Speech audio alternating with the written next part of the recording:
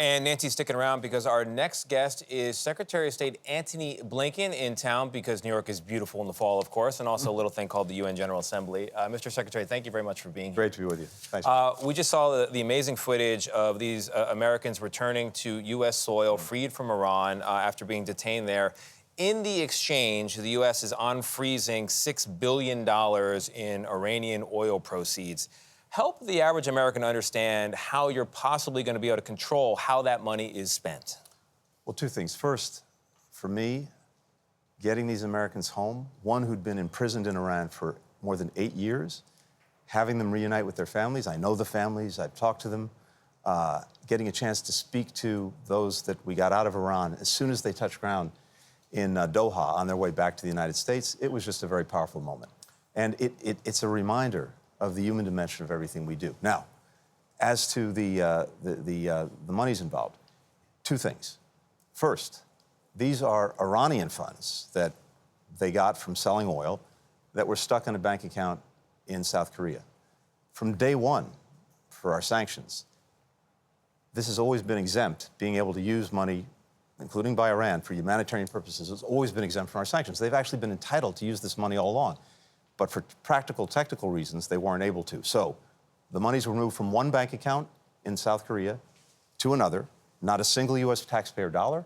And we made an arrangement with the bank in question, this is a bank in Qatar, to make sure that we would have clear visibility over the way the money is spent. And if it's not being spent for humanitarian reasons, if it's not being spent for food, medicine, other things, it'll get shut down. But, Mr. Secretary, I mean, you know how money works. If I give you $5 that you can spend on humanitarian aid, that frees up another $5 to spend on, I don't know, drones, missiles, weapons that you might send to your friend Russia to fight in Ukraine.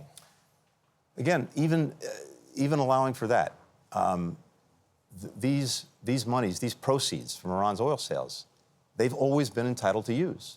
Just as a practical matter, they couldn't. But the other thing is, whether we like it or not, and we don't like it, the Iranians have always found ways to use money, whether there's sanctions or not, for military purposes.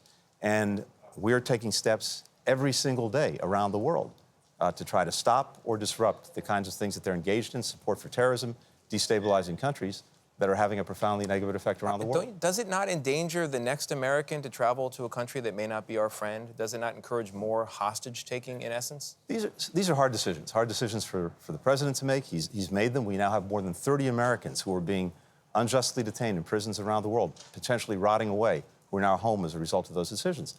But it's also very important that we do what we're doing, which is, one, going after any of those that we find who are engaged in unlawfully detaining Americans with sanctions, with restrictions on their travel. Second, here in New York, at the UN General Assembly, all these countries of the world coming together, we're bringing, along with Canada, a number of countries together to try to establish much more clearly in international law that the practice of taking people, using them, in fact, as political hostages, is absolutely unacceptable.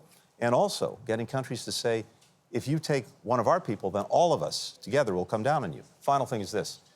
Countries that do this, the Irans, the Russias of this world, they turn themselves into even greater pariahs. They're isolating themselves because ultimately people are not going to want to set foot in those countries if they know they can be thrown in jail for no reason. You're asking Congress to approve $24 billion in new aid to Ukraine. And yet 2 weeks ago, Volodymyr Zelensky had to fire his defense minister. A couple days ago, he fired all 6 of the deputy defense ministers. Corruption, apparently, in the defense ministry is rampant. How do you convince Congress that this money is going to be well spent by Ukraine? The very fact that President Zelensky's taken action, apparently to deal with instances of corruption, is evidence of the fact that Ukrainians take this deadly seriously. And they know that the United States and dozens of other countries around the world that are supporting Ukraine want to make sure that the support we're giving them is being used the right way. Second, we have in place in Ukraine teams on the ground, as well as other countries doing the same thing, to verify that the money is being spent for the purposes that we're sending it to Ukraine for. And I've talked to members of Congress who've gone to Ukraine, and they've seen what we're doing to make sure the money's well accounted for.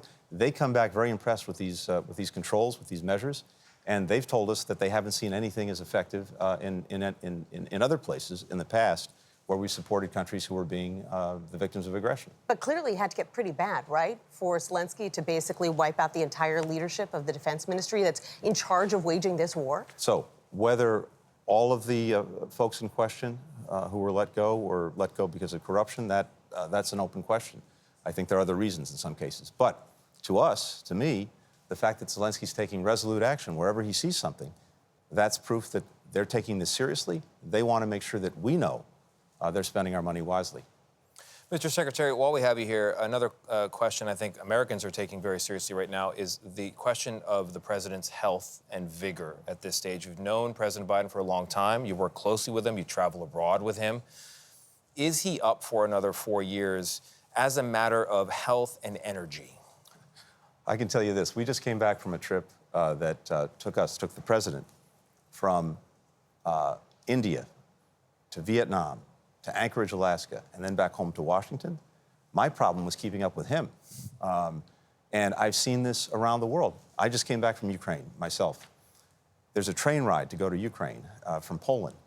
Almost 12 hours on the train. And just a few months ago, the president was in Ukraine, across the Atlantic to Poland, in a car, 2 hours to get to the train, 10 hours on the train, and then to Kyiv in the middle of the Russian aggression, and then back out the same way. As I said, I've been going around the world with him for more than 20 years, and I still have trouble keeping up. All right. Secretary Blinken, I mean it. New York is beautiful in the fall. I hope you spend a few extra days here taking a Broadway show. Thanks very much. Great to be with you. Thanks Thanks for having me this Secretary. morning.